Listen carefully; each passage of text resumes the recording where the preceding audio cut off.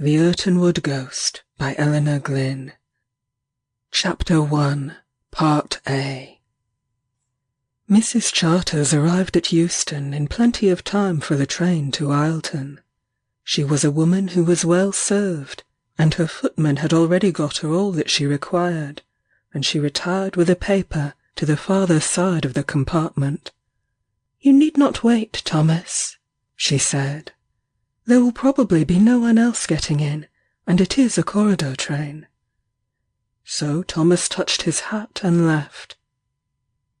Just before the guard gave the signal to start, a man, evidently a gentleman, opened the door of the carriage and entered.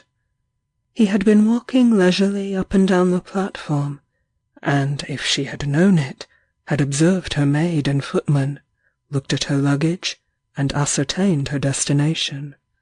It was the same as his own, Irtonwood Manor, that really charmingly romantic old place Ada Hardress and her obedient husband had just taken from the Walworths for a year. "It is too exquisitely ghostly, pet," she had written to Esther Charters. "Creaking panelling, underground passages, haunted library, and a big cedar wood bedroom where the White Lady appears. There is no electric light, and a person with your sensibilities can be perfectly certain to receive a thrill. Come and spend Christmas with us." And Mrs. Charters had accepted, won by this alluring description, and was now, the day before Christmas Eve, on her way thither. She was a tall, slender woman of 28 or 30, perhaps. She was not beautiful, but every single thing she put on seemed to enhance her grace. Rather plaintive and distinguished refinement appeared to be the note which first struck strangers about her. That boor, Algernon Alexander Charters, had joined friends in another world some 3 years before this Christmas Eve, leaving his widow most comfortably provided for. Only an unpleasant jar had happened not more than a week ago. The family lawyer had written to inform Esther that there might be serious trouble ahead, and it might even eventualize in her loss of most of Algernon Alexander's money, if a certain marriage certificate could not be found. The whole fortune was being claimed by a descendant of the great-great-grandfather, who contended that Algernon Alexander himself had enjoyed his 10 or 12,000 a year unlawfully. It appeared that somewhere about 1795, the rich Alderman Charter's son, delighting to move in circles above him, had contracted a marriage secretly with the daughter of a decayed noble, who would have none of him.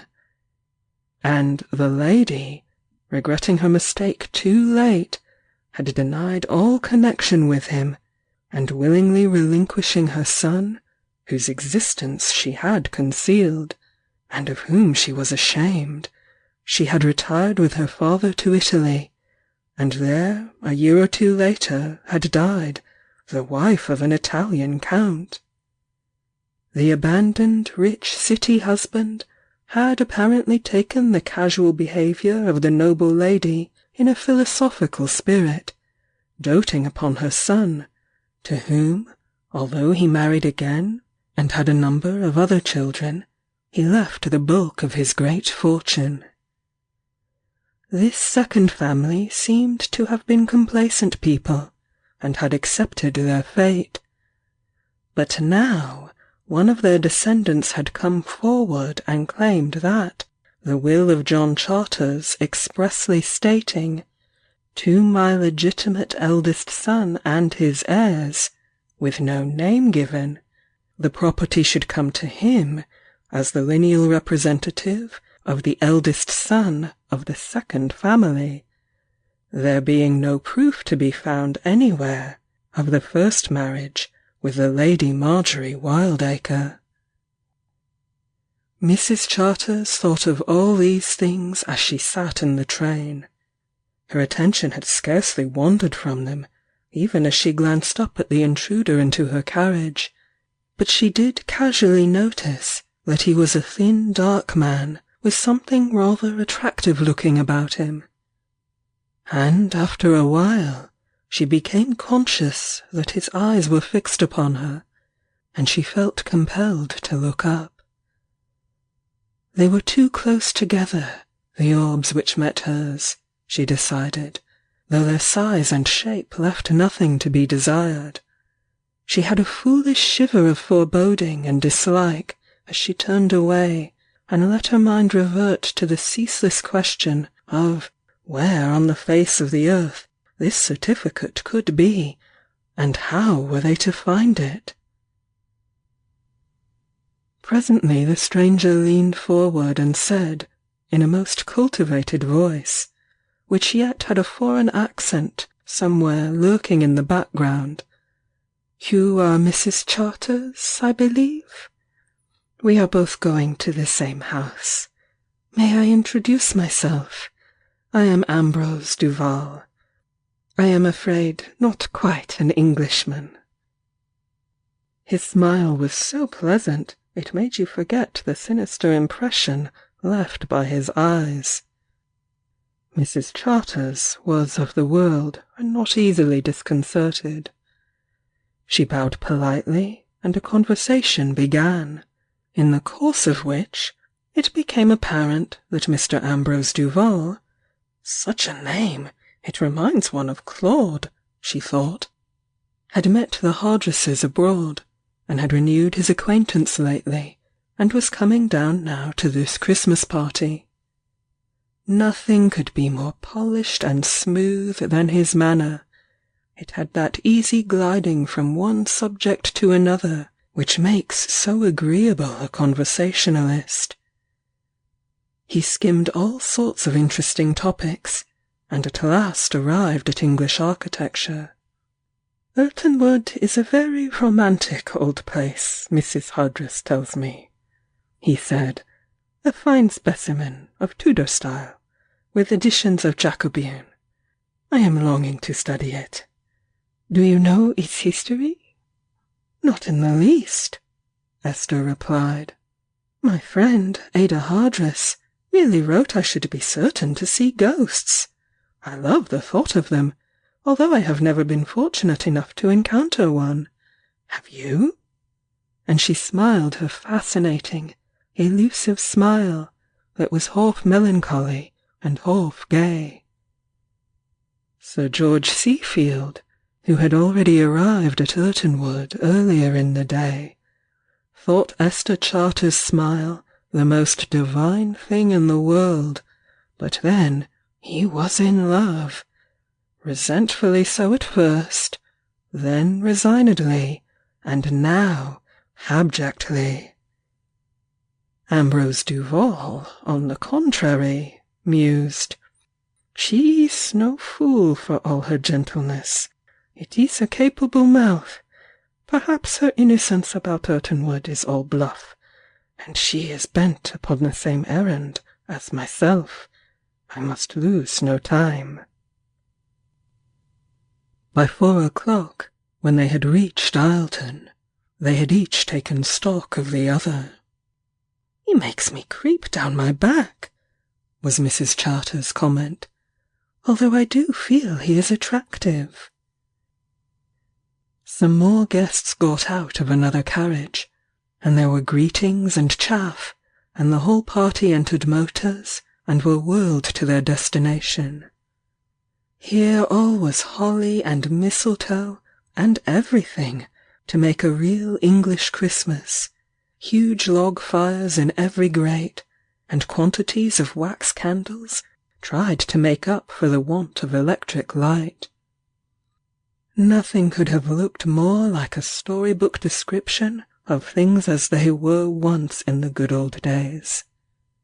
Ada Hardress gave her friend a most gushing welcome, and contrived that Sir George Seafield secured a chance for a word with her in a suitable window seat as they drank tea.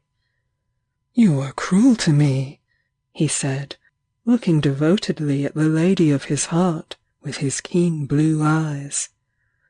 "Promising to be at the junction and never turning up by that train. I came down from Scotland on purpose, and thought I should have been allowed to take care of you from Crewe here."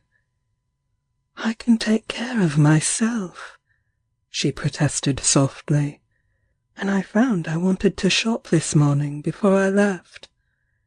"You think you are capable of looking after yourself always, under any circumstances, I suppose?" he hazarded. "But of course, and when I feel I cannot, then I shall tell you." And she smiled.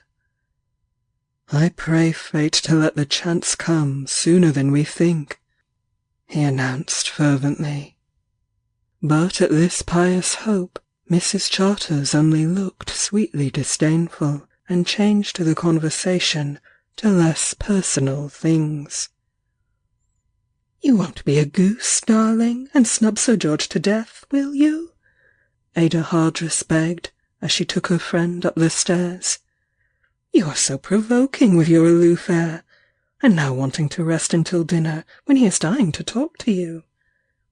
But Mrs. Charters was unimpressed. "I am really tired, Ada, and it does Englishmen good to be made to wait. I learned that in America," she said. "Algernon took me there when I wanted to go to Rome, but I never regretted it. I acquired so many hints from those clever women. Oh, what a heavenly place!" she added, when they got to the cedar chamber, which had been allotted to her. "Fancy its not having been spoilt in these modern days." For it was all panelled, and hung with faded orange silk in its 3 tall windows and capacious 4-post bed.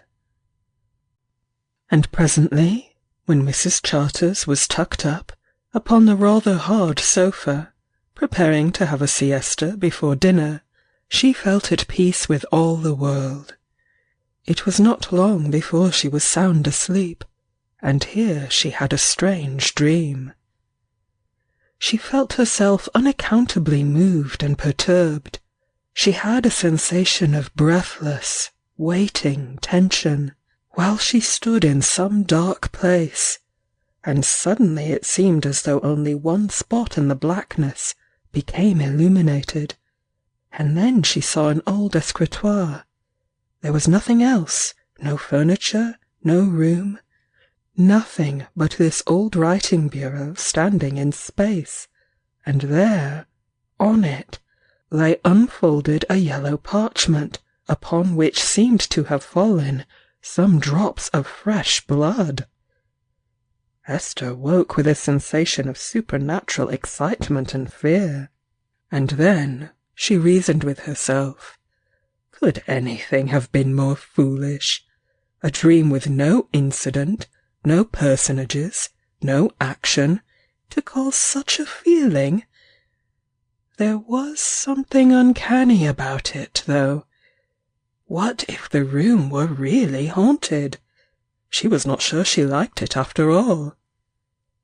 She got up quickly and rang for her maid, glad to have company and lights.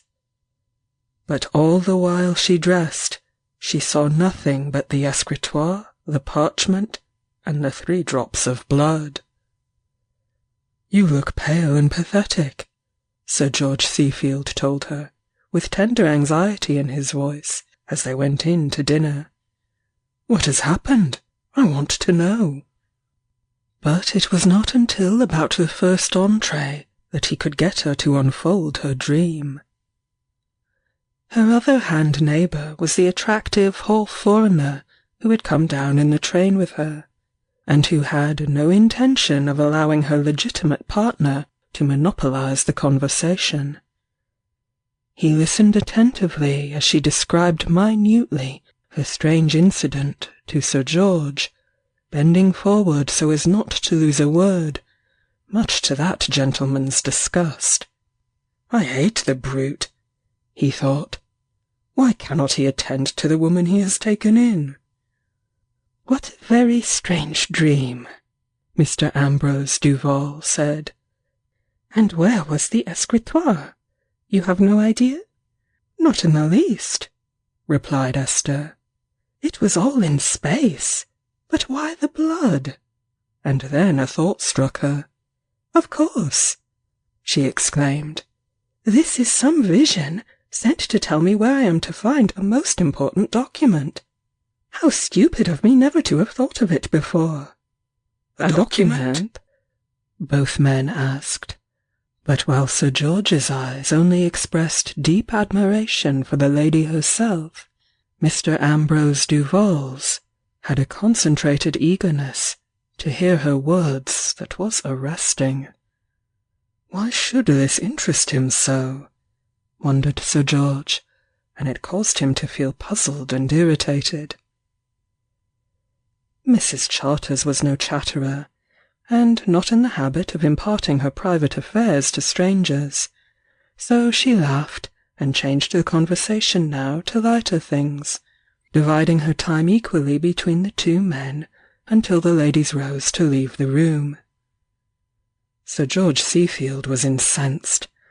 Why had his good friend Ada Hardress asked this foreigner to Irtonwood, and why had she put him next to Esther, the lady of his heart? "I believe she is rather drawn towards the jackanapes," he angrily thought to himself, and with difficulty kept from sparring with him as they sat over the port. "Ada, where did you meet Mr. DuVole?" Mrs. Charters asked, as a group of women hung over the big drawing-room fire. "He seems an interesting creature." "Doesn't he?" several of them chimed in. "Mysterious and delightful," one affirmed. "So good-looking," another announced. "His eyes are too close together," old Miss Harcourt said in her sententious way. "I shan't play bridge with him." "We met him in Hungary last summer," the hostess at last got in. "It seems absurd, but he was an hotel acquaintance. Only he knew such a lot of people we did, he seemed like an old friend. And we saw him often and he was always cheery and nice. He has relations in England that he has come to look up. I am so glad you find him attractive. I do myself. He has been too charming this last fortnight when we were up in town for Christmas shopping. He had just arrived from Paris, and I have never had so delightful a companion. So I asked him down for Christmas. He said he would be lonely, and is so absorbed in the study of old houses." Then someone began to play the piano, and the group broke up, and soon the gentlemen joined them, and a general move to the big oak-panelled hall commenced, when the younger members started a valse, while the fiddlers three, who had come down from London to entertain the Yuletide guests, played merrily. Sir George Seafield was detained by the host for a second, and had the chagrin to see Mrs. Charters whirling in the arms of the foreigner. He shut his firm jaw with an ominous snap. "I am dashed if I'll put up with it," he muttered, and went and claimed the next turn the moment the pair paused for breath. "How cross you look tonight, Sir George," Mrs. Charters said as they danced. "My last partner was so agreeable and sympathetic." "I want to wring his neck," was all the answer she got.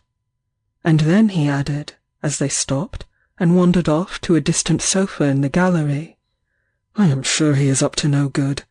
I'd watch the silver if I were Jack Hardress." "It is really remarkable to what depths of spite men will descend about one another." Esther laughed as they sat down. "No woman would be so transparent, and all just because Mr. DuVole is a foreigner, and has good manners, and does not show moods." And she leaned back provokingly among the cushions. "You like him?" Sir George asked indignantly, and then aggrievedly, "But anyone can see that." "If you are going to be unpleasant," Mrs. Charters said, "I shall leave you and dance with him again. He valses divinely." Sir George's eyes blazed. "If you do, I will wring his neck. I could easily," he blurted out. "Absurd brute force." And she smiled plaintively. "Englishmen are so crude." "How you do tease me, Esther," Sir George said, and then stopped suddenly. "Who told you you might call me that?" Mrs. Charters frowned. "A piece of impertinence." But here her voice faltered, for she saw that her companion was no longer listening to her. His eyes were fixed with an intense interest upon a picture which hung upon the wall opposite them. The portrait of a lady in late 18th century dress, with a rather high waist and flowing white draperies, while her hair fell in ruffled, unpowdered curls. It was not by any celebrated artist, but was a pleasing picture, and as Esther's eyes took it in, she knew why Sir George was so absorbed, for it bore a most wonderful likeness to herself. "By Jove!" was all he said. "It certainly might have been painted from me," she allowed. "Who can it be?" But they could not find out. The host, whom they questioned, did not know. He happened to be passing that moment, and joined them with his foreign guest. They had only taken the place from the Walworths for a year, he said, and the Walworths had bought it just as it stood, from someone else. It had changed hands once or twice, and he could not remember now which were the original owners. "It is supposed to be a portrait of the ghost, I believe," he told them. "Some old retainer informed Ada when we came. The white lady who haunts the library in the cedar chamber." "Where I sleep!" cried Esther with a note of distress. "Oh, Jack, I believe I am half afraid." "I'll come and watch outside your door if you are," said Sir George. "Then you can call me if you feel frightened in the night. I will tackle any ghost for you. I should glory in the act." "I do not doubt it," laughed the host, and discreetly walked on. But Mr. Ambrose DuVole stayed behind, examining every turn of the brush in the picture with a critical eye. Esther had grown very quiet, Sir George noticed. She suddenly felt again that strange sense of excitement, a cold, unpleasant feeling of tension and dread, and she looked up into his face with an appealing pair of soft grey eyes. "Let us go and dance again," she said. "I want to get warm once more. I feel cold." And Sir George joyfully encircled her slender waist, and held her close as they rejoined the dancers and whirled about. "Who sleeps next to me?" Mrs. Charters asked, as a laughing group of women went up to bed about 1 in the morning. But she heard, with secret dismay, that the only other room in this quaint square wing was a sitting-room, with a little oratory attached. "You always have said you adored ghosts and weird things," Mrs. Hardress said. "Oh, dearest, I would not have put you in the cedar chamber." "So I do, of course," returned Esther, rather half-heartedly. She was a proud woman, and ashamed to show her fears. Everything looked most bright and comfortable when she got to her room, and her devoted elderly maid had waited up for her, and now put her to bed with every care. So, tired out with her dance, Esther forgot her sense of uneasiness, and soon sank to sleep again, between the slippery, fine sheets, while the dying fire made flickering light in the vast room. But in the grey dawn she awoke in mortal fright, for she had dreamed again of the dark space, the escritoire, the parchment, and the drops of fresh blood. Next day was Christmas Eve, and much occupied with all sorts of bygone amusements, in which a Christmas tree for the children figured in the late afternoon. Everyone was particularly gay and cheerful. Only Esther Charters felt heavy as lead. Her dream haunted her. It had certainly some meaning. It was the second time she had experienced it, and the certificate, the loss of which might make such a difference to her, could quite well look like the parchment on the desk. But why there should be any connection with it and this house, of which she had never heard until her friends had taken it, she could not imagine. And if there was some strange thread in it all, why should the picture of the ghost be like herself? The money she could be deprived of had been Algernon's money, and had not come to her through her own family at all, so it would be more sensible, and seemingly in sequence, if the ghost looked like him or one of her sisters-in-law. But she could not shake off the unaccountable depression she was filled with, and she tried to divert herself with Mr. Ambrose DuVole's inspiriting conversation, to the rage of Sir George, who had left Scotland on purpose to be present at this party and press his suit, feeling full of hope that she would show him some grace. But for some reason all had been at sixes and sevens between them, and this hateful foreign man appeared to be the cause. Towards the end of the day, Sir George's temper had got the better of him, and he had finally gone off and talked to another woman in pique and disgust. And so once more the night came, and Esther was left alone in the cedar room. Now the conduct of the foreign guest had excited suspicion as well as fury in the breast of Sir George, and he had watched him unconsciously most of the day. The brute had come to Irtonwood with some purpose. He now felt sure of that. Such extreme interest in all the rooms and the furniture was overdone, if it were really an innocent fancy for old things.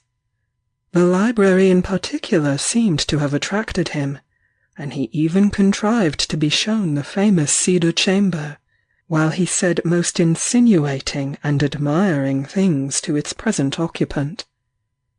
They had gone there, a company of 4 or 5, after lunch, old Miss Harcourt among them, torn from her bridge.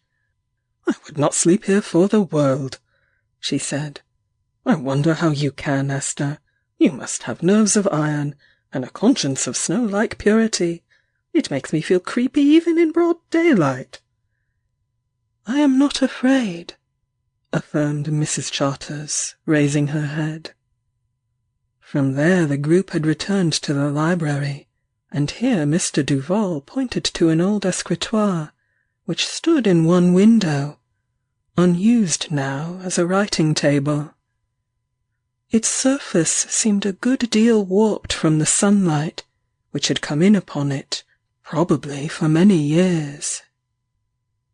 "This could be the one you told us about in your dream," Mr. DuVole said, furtively watching her face. And Esther recognized that it was, indeed, the same, with a sharp thrill. But she laughed a little nervously as she evaded a direct reply. Mr. DuVole was examining it closely, passing smooth, finely moving fingers over all its sides and top. "There is probably some secret spring," he said. "It would be amusing if your dream came true, and it disclosed the parchment and the drops of blood." But for some reason, Esther did not wish him to find it, if there was any spring. She would examine it herself another time, with Ada alone. And Sir George, watching now intently, felt all sorts of queer ideas come into his head. By the time they said good night, The feeling that there was something going on underneath grew so strong that he determined not to undress or go to bed. "He is going to have a try at opening that old bureau, I'd make any bet," he said to himself, "and I'll balk him if I can and discover what is up." So he pretended to be tired and go on to his room, when the other men moved to the smoking room, which was in a side wing, after the ladies had left. But in reality, he waited until he thought the butler would have extinguished the lights in the library and the middle part of the house, and then he lit his candle and softly crept down and stretched himself upon a sofa rather behind a screen, while the dying embers of the fire gave a mysterious glow all over the rest of the room.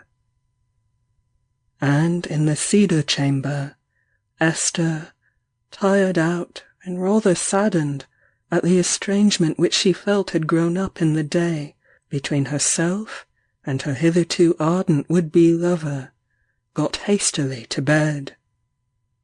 It was her own fault, she knew. She had been most capricious, and talked far too much to the foreign man, whom she realized now she rather disliked underneath. She had been foolish and nervous and jumpy today, and she felt quite ashamed of herself. But in a very short time she grew sleepy, and all became a blank, until, with startling vividness, for the third time the dream returned again, and to it was added a dim figure which seemed to beckon to her, and compel her to rise and follow from her warm, soft bed. It seemed that she crept across the room to a panel beside the fireplace, fascinated, but without fear, following the ghostly shape which, when it turned its face, looked so strangely like herself. And the panel glided back, disclosing a dark opening, and still she was impelled to enter its black depths, and all the while she felt herself descending a narrow stair. A dim iridescence seemed, like a nimbus, to encircle the head of that faint wraith which was leading her on. Where? Meanwhile, in the library, Sir George was almost dozing off to sleep, on his sofa in the shadow of the screen. The clock had struck 2, and the fire had burnt so very low that hardly even a glow now illumined the room, but a broad shaft of moonlight came in from the top part of the window, to which the shutters did not reach. It was composed of small panes, with a coat of arms emblazoned in the centre, and the beams of the moon threw some weird shades upon the floor and upon the old escritoire which happened to stand in its path of light. Sir George thought to himself that he had, after all, perhaps been mistaken. The foreigner had probably gone to bed with the rest, and he, too, would turn in. When, just as his meditations reached this far, he heard the faintest noise of the door opening, and someone, with stealthy footsteps, cautiously advance up the room. He felt, rather than saw, that it was Ambrose DuVole, as he sprang to his feet. He was securely hidden in the black shadow of the screen. The man went softly to the shutter of the moonlit window, and with quiet, nervous hands undid its old-fashioned bolt, letting in a still broader shaft of light, which now allowed every detail of the old bureau to be seen. Then he came eagerly to its side, and Sir George held his breath and leaned forward, not to miss anything of what might be going to happen. Mr. DuVole seemed to be feeling the lid, which he opened with care, and then a search began for the secret spring, and once or twice, as he looked up as if for inspiration, his face seemed like a fiend's in the ashen light. At last he appeared to have discovered something. A drawer flew open with a jerk, and he gave a sharp exclamation of pain. Some part of the steel spring had evidently wounded his hand, but his hesitation was only momentary. With frantic eagerness he now drew forth a roll from the secret place. It looked to Sir George like an old yellow parchment, and as Ambrose DuVole bent to scrutinize it, with devilish satisfaction upon his face, there dropped from the cut on his hand some drops of blood. The scene was the exact reproduction of Mrs. Charter's dream. This was the moment, Sir George felt, for him to interfere, but before he could take more than a step, he was arrested by seeing the thief raise his head, and then start and grow livid, shaking with abject terror as he gazed into a far corner, the parchment dropping from his nerveless fingers back onto the old desk. And Sir George, following the direction of his eyes, also experienced a thrill which, even in him, was not unmixed with something akin to fear. For both men could just distinguish, slowly and noiselessly advancing towards them out of the shadows, from a part of the room where there was no door, the tall, slender figure of a woman in a rather short-waisted white garment, with ruffled curls of unpowdered hair. She seemed to be ethereal and unreal, but when she got into the moonlight, the likeness was unmistakable. The face was the same as the picture in the gallery, which the host had told them represented the Irtonwood Ghost. The great grey eyes were wide and staring, like the eyes of a corpse, and the whole figure moved slowly, with a gliding motion unlike life. "My God, is it Esther?" Sir George gasped to himself, as he waited the turn of events. If it were his well-beloved, then she must be walking in her sleep. If the denizen of some other world, then something strange and awful might develop when she got to the escritoire. In either case, his best course would be to watch and be ready to spring. For he fully realized the securing of the parchment was, to Ambrose DuVole, for some reason, a matter of desperate need. The figure advanced, growing more clear as it reached the goal. DuVole was now crouching, an almost inert mass, some paces drawn back, in mortal fright.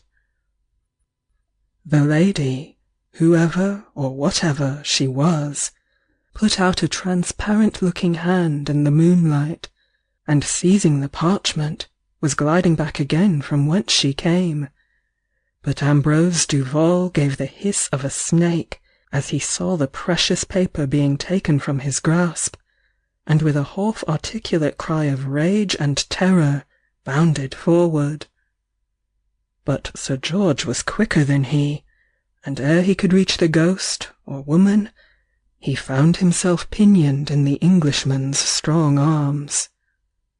Then the two men struggled, Ambrose DuVole with mad fear in his breast at this new foe, and Sir George with cool determination to frustrate his opponent's ends. As they tottered together, they both saw, with an indescribable thrill, the figure disappear as it were before their eyes, into the darkness of the wall, and they knew they were alone. Was she a ghost, or real flesh and blood? That was a question which neither could decide. But now that there was no more reason to protect Esther, if it were she, Sir George let Mr. DuVole go. He was breathless from rage and fright, and he staggered to a chair. "How dare you attack me like this?" he exclaimed furiously, drawing a revolver from his pocket and pointing it at his foe's face. But Sir George, far more perturbed at the thought of what might have become of his lady-love, took no notice of him. He walked over to the fire and poked up the dying embers, which threw up a last small flame, giving enough light for him to find his candlestick, which he had put down beside the sofa in the gloom, beyond the shaft of moonlight. Mr. DuVole followed him, still livid from fear of the supernatural, and mad with rage at his failure and loss. "You shall answer to me for this, now, with your life," he snarled. "In that case, you will be hanged for murder," Sir George retorted coolly. "You had better go quietly in the morning, before I denounce you as a thief." "I am no thief," Mr. DuVole protested violently. "How dare you attack a guest, in our friend's house, in this murderous fashion? It is I who can denounce you. You must give me satisfaction for this." "I shall do nothing of the kind," said Sir George. "I should not think of fighting a duel with a thief. Just take my advice, and go in the morning, without a scandal, and prosecute your scheming tricks elsewhere. I have seen all you did, remember, and can describe it well." Then the two men glared at one another, there in the old library, the one candle illuminating their angry faces, and the great shaft of moonlight lighting the rifled escritoire. And then Sir George calmed himself. "You can take what course you please," he said. "I am armed too," and he drew his small derringer from the pocket where he had been holding it. "I am rather a good shot sometimes, so we may hit each other, but there is no use in it, and rats like you are fond of life." This reflection seemed to carry weight with Mr. DuVole, unflattering as it was. For it is one thing to shoot at an unarmed man, and quite another to find him possessed of a pistol too. With what dignity he could, Mr. DuVole now drew himself up and prepared to leave the room. "You have won this time," he said between his teeth. "But someday I will level things up." "I am quite indifferent about that," Sir George answered hurriedly. "Get out now and get away by the earliest train. I shall give you so much start, now I have other and more important matters to attend to. Go!" And he almost drove DuVole to the door and up to his room. Then, when he had seen him safely shut in, he paused to think what was the next thing to be done.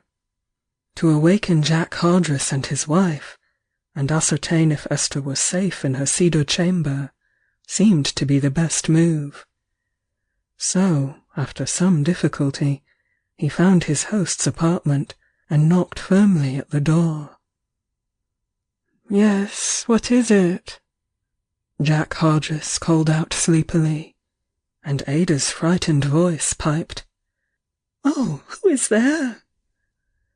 Then Sir George explained in as few words as he could, when the host and hostess, clothed in dressing gowns, appeared in the passage, and they all three, carrying lights, set off for the cedar room. But here was deathly silence. No answer came to their knocks, nor could they enter. The door was locked from within.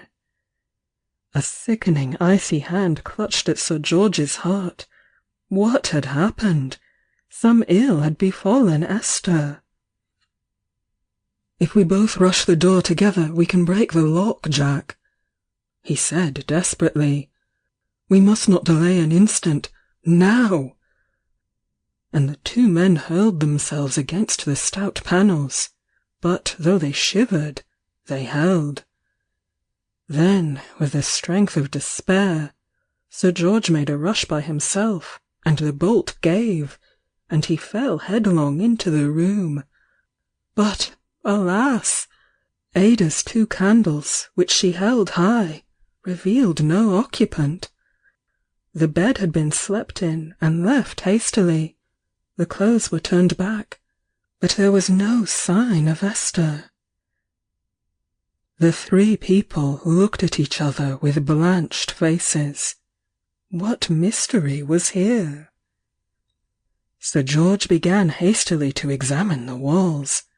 It followed, his common sense told him, if the door were locked from within, his beloved lady had left the apartment by some other means. The windows were out of the question, they were too high, and, besides, were closed and the orange curtains drawn. There must be some secret panel, and Esther must have walked in her sleep. But how weird it all was, and he was filled with dread and foreboding as he felt each part of the wall. "We must discover the entrance, Jack," he said. "I saw Mrs. Charters with my own eyes in the library, or her ghost, and she disappeared at the end of the room." Now, with terrified eagerness, the 3 set to work, feeling and tapping each cedar panel, while Ada Hardress called continually, "Esther, Esther, answer if you are there and can hear us." But only silence greeted them. And, as the hopelessness of their task made itself felt, a sickening fear grew and grew in each of their hearts. What if she had fallen down some deep secret place, some oubliette, and were dead? They might pull all the house down, and be too late. At last Ada, almost weeping from grief and fright, subsided upon the sofa, while her husband and Sir George, rigid and grey with anxiety, faced each other to decide what to do. "Wake the servants and send for a mason and carpenter," Sir George said. "And, meanwhile, can't we get an axe and some tools? I will tear the woodwork down myself when I have an implement." Mrs. Hardress went off to wake the household and send for the required men. "And get a doctor too," Sir George called. And when some tools were found by a frightened footman and brought, he set to work with such a will that at last a steel bolt was discovered, and, the panelling giving way by the fireplace, a very small narrow door was disclosed in the stonework.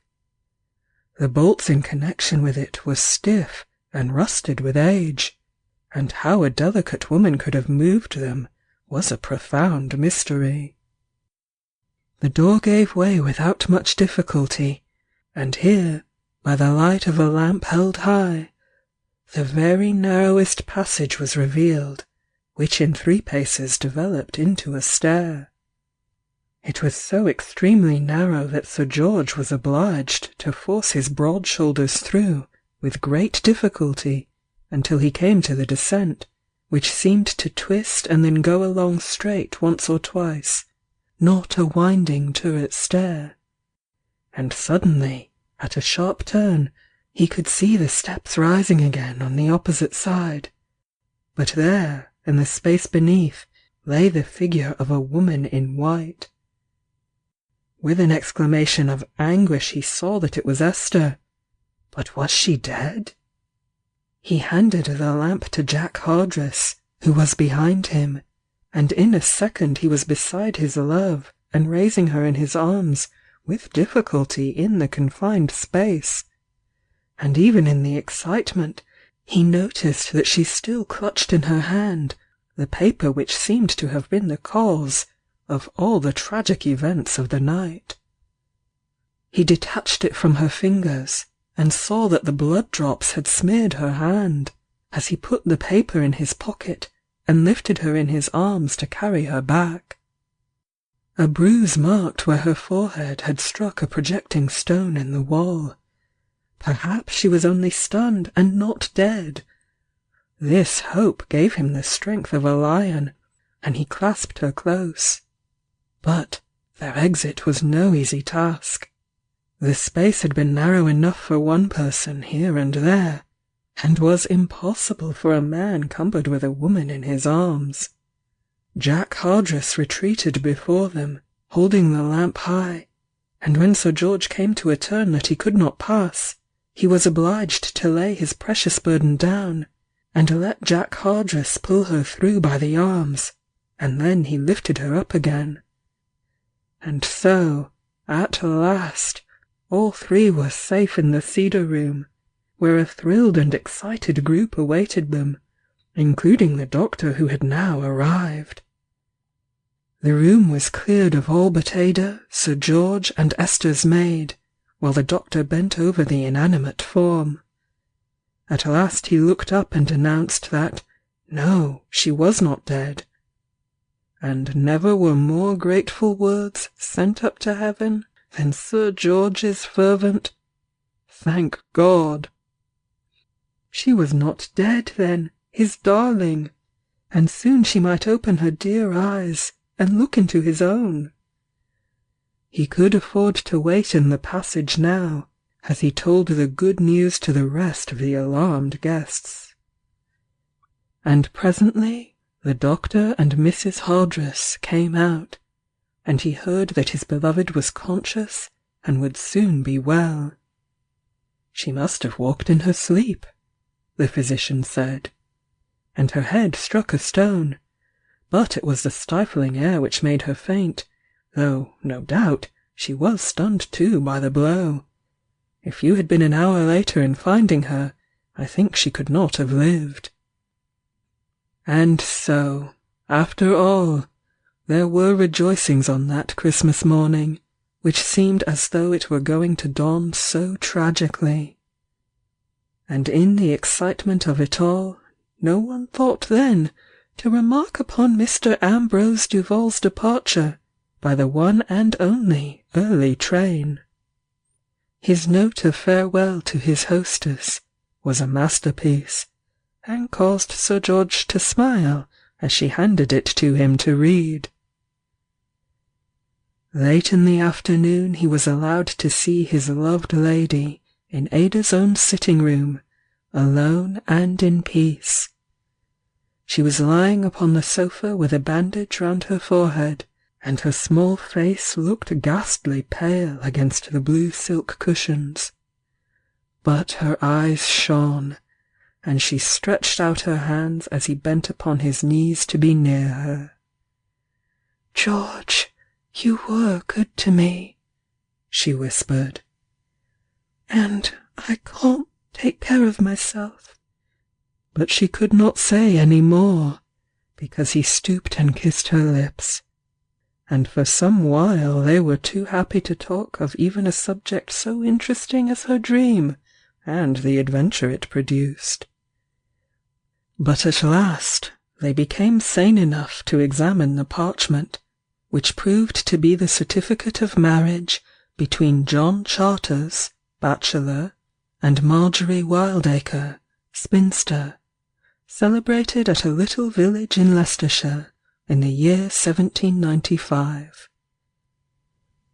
So the Irtonwood Ghost had stood Esther in good stead, for here was her fortune secured beyond any doubt. But who, then, was Mr. Ambrose DuVole? And what was his connection with the affair? And why did Esther, herself, resemble the picture of the Irtonwood Ghost? These were questions which it would take time to discover the answers of. "What does anything matter?" exclaimed Sir George, after a while. "Since I have enough for us both, and since you cannot take care of yourself, you are going to let me try." It was not before the happy pair returned from their honeymoon that all the mystery was unravelled. The lawyers had been busy investigating the while. It appeared that Lady Marjorie Wildacre had lived at Irtonwood, which was her old home, her father having sold it when they went to Italy. She had had a daughter by her second husband, the Italian Count, who eventually married the great-grandfather of Esther, thus carrying the likeness into her family.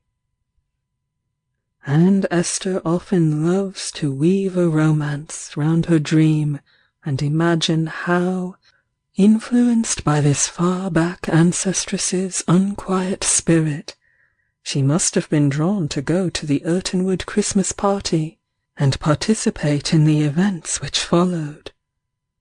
The poor lady, she decided to think, repenting of her heartlessness to her Charter's son, had brought the dream to her great-grandchild and led her through the secret passage to claim her own, so that she, the Lady Marjorie, might rest in peace. "You see, George, she probably loved the Italian Count," Esther told her husband, "and wanted their descendant by him to benefit too. That is why she directed me. But I cannot help being sorry for poor Mr. DuVole." "Loathsome foreigner," was all Sir George said.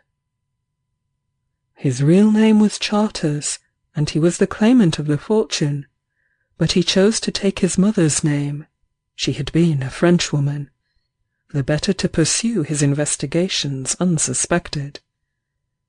He had got hold of some letter among his branch of the family papers, which referred to the certificate being at Irtonwood, and Lady Marjorie's residence there, and, hearing that his chance acquaintances, the Hardresses, had taken this place, he cultivated them in order to have access for his search, determining, when he found the certificate, he would destroy it, and then with certainty prosecute his claim. But fate takes care of things, and arranges what she thinks best, and even the thoroughly English Sir George Seafield is obliged to own that there are more things in heaven and earth than are dreamed of in our philosophy. End of section 5, and end of The Irtonwood Ghost by Eleanor Glynn. Thank you for listening.